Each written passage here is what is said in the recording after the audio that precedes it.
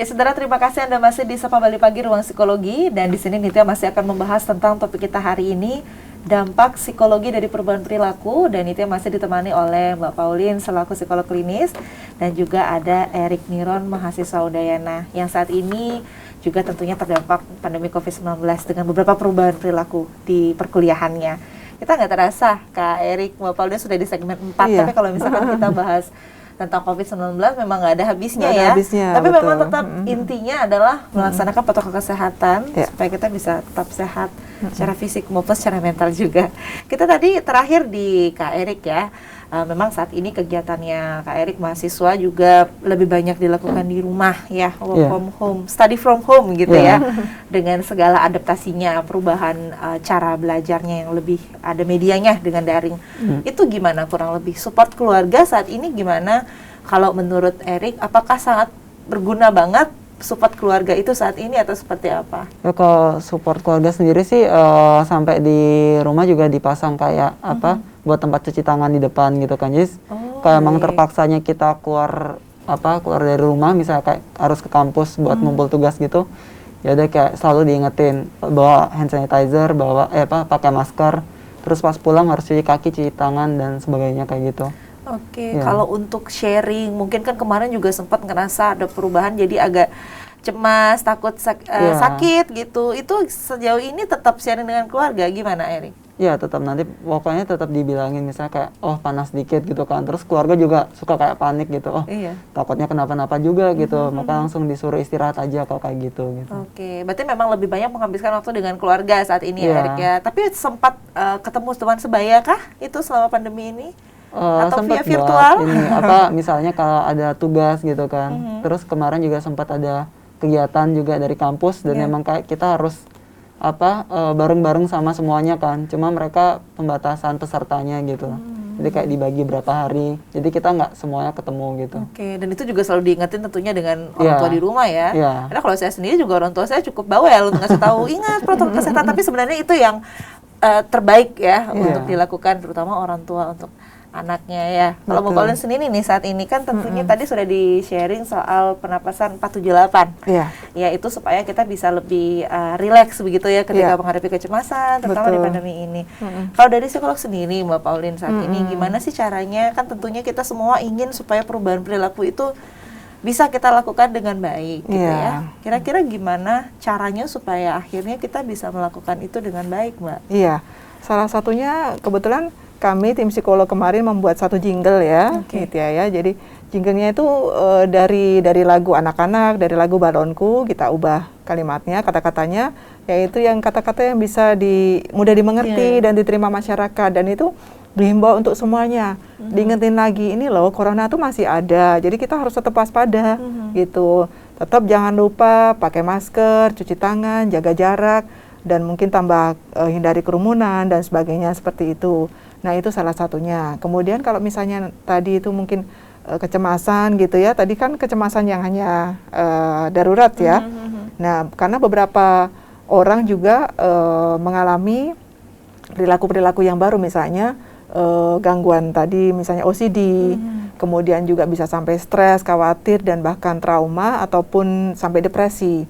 Nah, itu kami kebetulan tim HINSI bisa memfasilitasi itu dengan layanan yang bernama Sejiwa. Sejiwa itu nanti nomor teleponnya 119 extension 8. Jadi di situ akan banyak psikolog yang di seluruh Indonesia. Dari seluruh Indonesia yang akan bertugas melayani dari jam 9 pagi sampai jam 9 malam. Jadi orang bisa berkonsultasi secara gratis di layanan itu, kira-kira apa yang dia alami, apa yang harus dilakukan dan sebagainya, terutama selama masa pandemi karena pengaruh COVID ini. Baiklah, tadi di segmen sebelumnya kita sempat membahas kalau mungkin ada beberapa jenis kecemasan yang justru memberikan motivasi untuk kita supaya lebih aware begitu ya. Betul. Ada yang masih dalam batas wajar begitu. Betul. Tapi kan ada sebagian masyarakat juga yang mungkin kecemasannya sudah tidak bisa dikontrol begitu. Sebenarnya apa ciri-cirinya kalau memang kita sudah perlu mengunjungi profesional, Mbak Pauline? Ya, diantaranya kalau tadi yang masih dalam batas wajar, kita masih bisa mengatasi, gitu kan? Karena kita mengambil dari masalah yang kita hadapi, kita melakukan perubahan, tapi ternyata ada feedbacknya ke arah yang lebih baik. Nah, misalnya kalau itu dianggap di luar batas kewajaran, kalau itu sudah tidak bisa diatasi oleh diri kita sendiri. Dan karena itu kita perlu bantuan orang lain. Ya, karena kan kita punya keterbatasan juga sebagai manusia. Betul. Ya, kita perlu bantuan dari ahlinya yang kita bisa hubungi, dan kita perlu bantuan untuk bisa mengatasi itu semua seperti bagaimana sih gitu.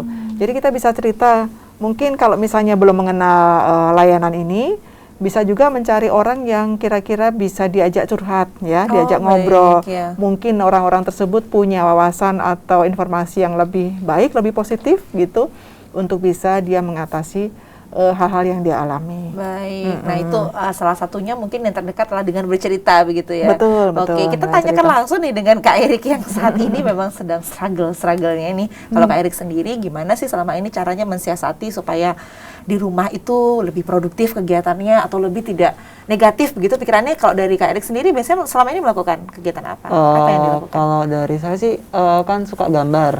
Terus jadi sekarang kayak lebih kayak freelance gitu, kayak buka jasa gambar. Jadi kan kayak nggak kuliah nih gini, lagi nggak ada jam kuliah, ya udah kita gambar. Kalau ada order atau enggak, ya udah yang penting coret-coret aja lah gitu. Oke. Oh, ya, jadi memberi dampak secara mental supaya lebih tenang dan ekonomi juga ya.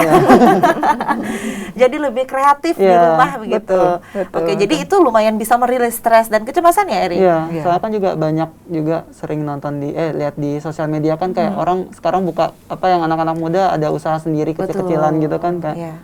Bagus juga sih sebenarnya. Jadi itu seperti yang udah dibahas tadi ya, ternyata ada dampak positifnya, jadi lebih kreatif, mengembangkan diri begitu ya. Mengembangkan diri, dan malah sekarang banyak TikTok ya, yang kita nggak tahu. Dan dulu sekarang dulu anak-anak yang kita lihat ini apaan sih, tapi ternyata banyak orang tua juga yang melakukan itu sekarang ya. Dan ternyata banyak yang melakukan juga. Kreativitas dari virtual itu yang kita lihat, ada seperti ini ya, ada seperti itu ya.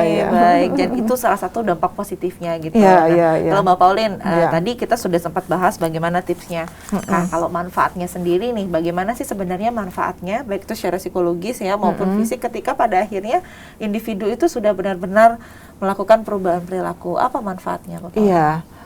Manfaatnya dari perubahan perilaku yang diambil ya setelah diputuskan itu lalu dia melakukannya, orang menjadi lebih tenang ya. Saya pikir orang menjadi lebih tenang dan lebih dewasa dalam mengambil keputusan, juga bisa mengendalikan emosinya. Gitu ya. Jadi tidak serta-merta kalau ada seperti ini langsung panik, ada info itu langsung panik dan sebagainya. Ya, bagaimana kita bisa mencerna semua informasi itu dengan lebih bijaksana, dengan pikiran dewasa, dengan juga input dari beberapa teman atau informasi yang lain, lalu kita cerna dan kita lakukan perubahan-perubahan itu. Ya, tentunya ketenangan, lalu bisa menyebarkan, memberi sesuatu yang positif pada orang-orang di sekitar kita akan menjadi lebih baik ya, untuk kita bisa bertahan hidup. Ya, apapun itu ya. Itu benefitnya ya. Benefitnya. Karena kalau dari fisik tentunya, dari kesehatan tentunya kalau kita benar-benar menerapkan perubahan perilaku, mengikuti protokol kesehatan, sudah pasti kita terhindar dari virus corona ini. Iya, betul. Mungkin betul. Berarti yang untuk dari segi psikologisnya kita jadi lebih tenang lebih tenang, iya, lebih tenang. Lebih tidak takut untuk menularkan dengan orang-orang di sekitar kita. Betul, karena kita merasa I'm okay, kamu okay. Ya. Baik. Terakhir nih, Mbak Pauline, mungkin pesannya untuk masyarakat sebagai seorang psikolog juga gitu untuk ya. Biar brave gitu menghadapi 2021 karena masih panjang, kita baru di awal tahun. Betul. Itu seperti apa, Mbak Pauline? Ya, memang kita tidak tahu ya sampai kapan ini akan selesai. Barangkali juga dampak psikologisnya itu akan lebih lama dari virus ini sendiri, gitu kan? Karena memang banyak orang yang mengalami itu.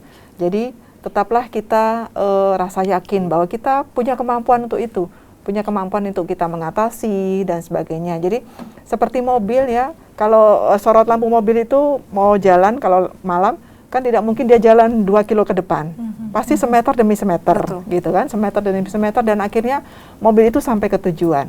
Nah, kita jalani saja hidup kita seperti itu, hari demi hari, mulai dari kita bangun pagi, kita bersyukur masih bisa hidup mengalami hidup baru, kita berdoa, serahkan semua pada Tuhan, pasrah dan segala macam, dan kita tetap melakukan protokol kesehatan yang disarankan. Betul. Saya kira itu ya. Iya, jadi tetap harus intinya adalah melakukan protokol kesehatan yang telah dianjurkan oleh pemerintah. Dan satu lagi mungkin kita bisa mengambil keputusan dari yang terbaik dari yang terburuk, gitu ya. Biasanya kan baik. keputusan dari yang terbaik dari yang baik kan, Iya, gitu. iya, Nah, iya. dalam kondisi kita yang terburuk sekalipun, kita harus bisa mengambil keputusan yang terbaik salah satunya. Baik, kita dilatih ya dengan Iya. pandemi ini sebenarnya ya Betul, untuk betul. bisa survive, untuk bisa Betul. mengambil keputusan di tengah hal terburuk Hal begitu, terburuk, luar ya. biasa. Mungkin Ya. Erik pesannya untuk teman-teman seusia Erik di rumah. Untuk pesan sih dari saya ya tetap ikuti protokol kesehatan.